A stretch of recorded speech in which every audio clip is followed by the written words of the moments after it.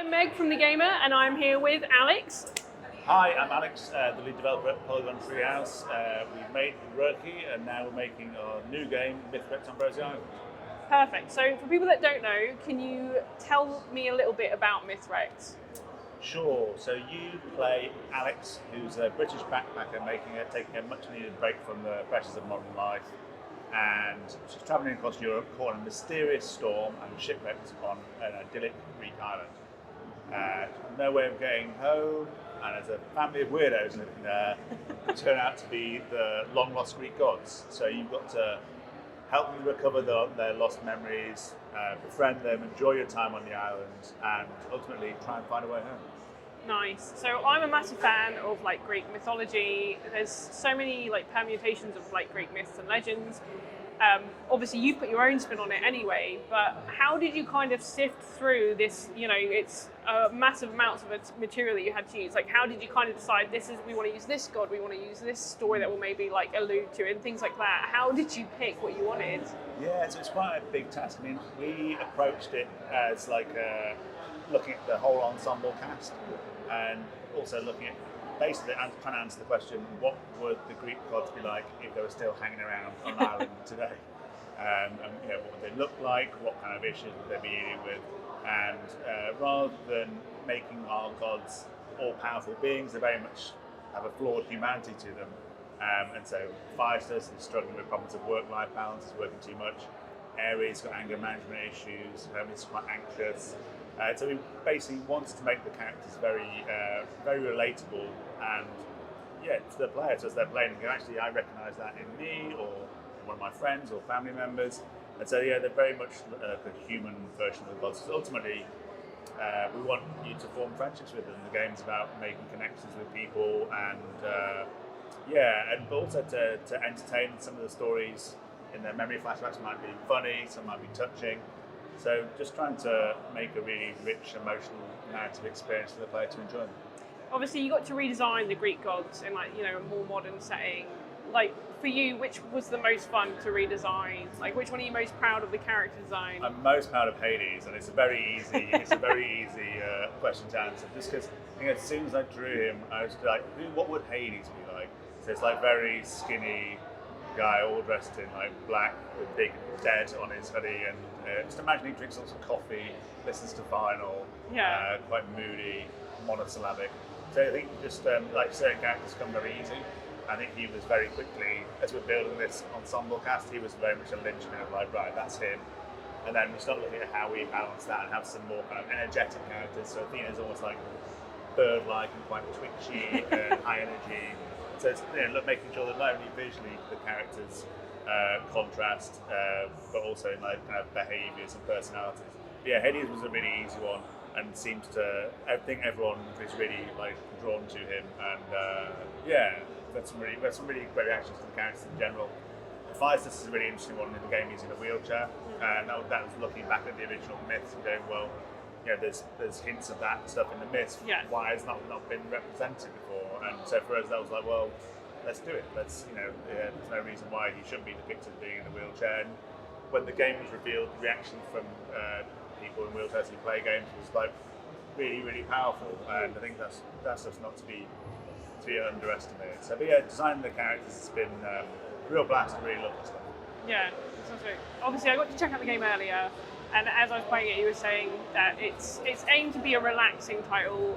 Even though you crash there by accident, it's still a nice getaway. And so the gameplay isn't really there to challenge you. So even though you're solving some kind of puzzle elements, you're never getting actually frustrated. And you guys have included a lot of help systems to ensure that players don't feel that level of frustration. Why was it important for you to have that kind of relaxing theme rather than just going, let's challenge people and make everything difficult? So I think with our last game, we tried to make it as a kind of more traditional modern point-and-click game with dragging items down. So and we found that it was really hard to balance that stuff. And so we wanted a game where it just wasn't possible for people to get stuck, hopefully. And the game, the trigger for the game came from being in lockdown, not being able to go on holiday and meet people. So we wanted to have this idea of vacation where you can just enjoy yourself and enjoy being in the space. And so looking at any ways we can minimise potential frustration and just let the player like wash through the game. Yeah. And it just being like a breezing through the game. That's the kind of goal. And allowing opportunities for the player to do stuff like just to sit and chill out, listen to their music collection on a little rug, and just allowing those opportunities and breathing space. But yeah, there's lots of layered systems in there. Your Ambrosia device has a to-do list, has a map. We have Aura, who's in fiction Oracle statue you can chat to. So it's just about giving because everyone plays differently and people will get certain things and people won't get other things. And it's just allowing the flexibility within the game is designed to accommodate everyone. And I think just to try and make sure that everyone has a really smooth, relaxing gameplay experience. Yeah, that makes sense. Obviously, there's a strong focus on the narrative in this one, and was it difficult balancing, the narrative with the kind of the gameplay elements you were putting in? Because sometimes, the gameplay can overshadow the plot when it's important. Yeah, so we tried very much to intertwine exploration gameplay and the narrative. I think that's key for us. We don't like the idea of I'm doing this exploration gameplay stuff, now I've got a big cutscene. So those things intertwine in a number of ways. First is, as you're exploring, you're examining things, it will unlock topics, part of this story sandbox system. We think of it like a big block of marble that the player's almost a sculptor chiseling away and revealing the mystery underneath. And that kind of makes sense, because like, if I walk down my road and see like someone's bin blown over in the wind, I'll go, okay, do you know your bin's blown over? And so I think that kind of makes sense in how people would explore the world and find out, to ask people about things. But also in the way of in finding the lost memento devices, you have it's like a magical metal detector where you're exploring and tracking down these signals. And again, those are very kind of emotive, significant objects to an individual, and it's about very soft puzzles of working out which collection of items match to which god to trigger those flashbacks. So yeah, trying to really make sure that those things are the exploration and stuff's intertwined, and just looking at. We really believe in holistic storytelling. That basically everything in the game is an opportunity to tell a story, and so that's been a really interesting thing. Even when you pick up the music cassette, Alex talks about her dad having a collection of these in the car. It gives a slight insight into her life, and it's about rather than making the player sit through massive long cutscenes, it's like planting little seeds. Yeah. As we're going everywhere. So it's like it's showing rather than just telling. Yeah. Exactly. It's just like peppering things throughout and gradually building up that just the story that you're in. I think that's for us. That's the power that games have to tell stories versus like more linear like films and stuff. So we really love that. Just almost like a big story soup the player gets to wallow around in and experience. I think it's a really nice way of telling stories in games. Yeah. Obviously, so the pantheon is absolutely huge, really. If you get into how many Greek gods there are, and you've chosen like the main ones everyone knows. You've got Hades, you've got Hermes, and Aphrodite. With that, is the lore that you're using the same, or are they going to, for like fans of like classics, like Greek classics, are there going to be little Easter eggs where there'll be a little reference or a quest that's you don't really know it if you knew the Greek classics a lot more, or did you keep it quite mainstream? Yeah, well, I think we kind of looked at almost looking at what they were gods of and looking at what modern issues that we might be able to implant them to make them relatable. There's definitely stuff in the lore that hints back to the bigger myths, but we're kind of more focused on who the gods are now. Yeah. And but yeah, there's lore items in the game. There's a lot to do with. There's a funny lore kind of collection which is about Greek philosophers and what the impact they may have had on the world in quite an interesting way. So there's definitely ways we link back to Greek history and Greek myth. But I think I kind of think of it also like Greek food as well in a kind of unexpected way. And I think that's it's almost like planting the seed, like a springboard in the player. That they're going to, I'm kind of interested in finding out more about this. Then they can we intrigue them and they can go off and read more. I think that's rather than being going really deep into that stuff in the game itself. So yeah, but we kind of like that approach of if people are building up to a general idea of a culture and the myths. I think that's one of the really interesting things about myth when we're looking at what is a myth. Yeah. And generally they're stories that to try and make sense of the chaos of the world to the people of that time.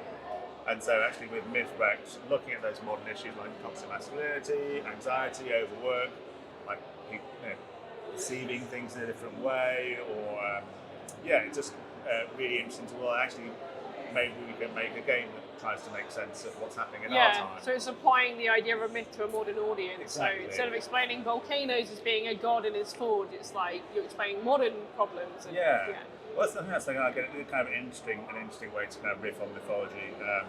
But there's definitely callbacks to lots of old myths. There's these seals in the game you'll use to unlock doors, and they're all themed with Cerberus, Phoenix, Cyclops, the Kraken. So there's lots of nods to classic mythology there as well. How did you land on the mythology theme? Were you just a fan of mythology, or?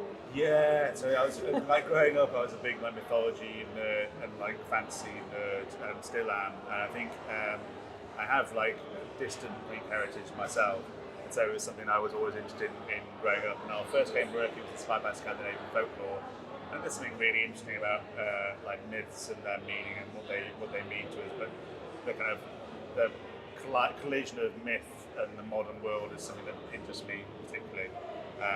But yeah, it was really good. And like with Mythwrecked, it's just been a really nice way to kind of revisit the myths, but investigate them and shine a light on them from like a different angle and create something new. There's definitely something really exciting about myths all over the world. It's like seeing like the contrasts and similarities between them. It's definitely a really fascinating area of history. Yeah, because I love when you go back far enough, really like different regions will have very similar stories, like their own versions, but you can see that they're all essentially the same idea. But I suppose that's all part and parcel of myths, really. It's like retelling of the same thing over and over, and Mythwrecked is now like a new retelling of it.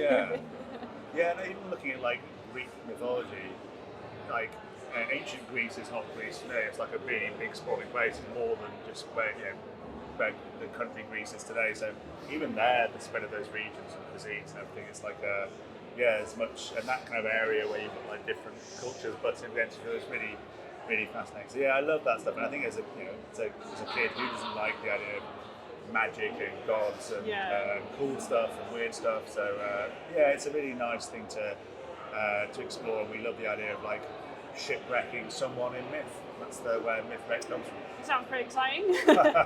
So, final question.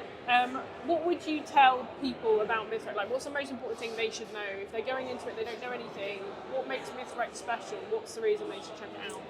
So I think Mythwrecked's a chance to take a vacation, take a break from modern life, be shipwrecked on an island full of weirdos, and to make some new friends, and just to relax, just go with it, have a great time and solve a mystery.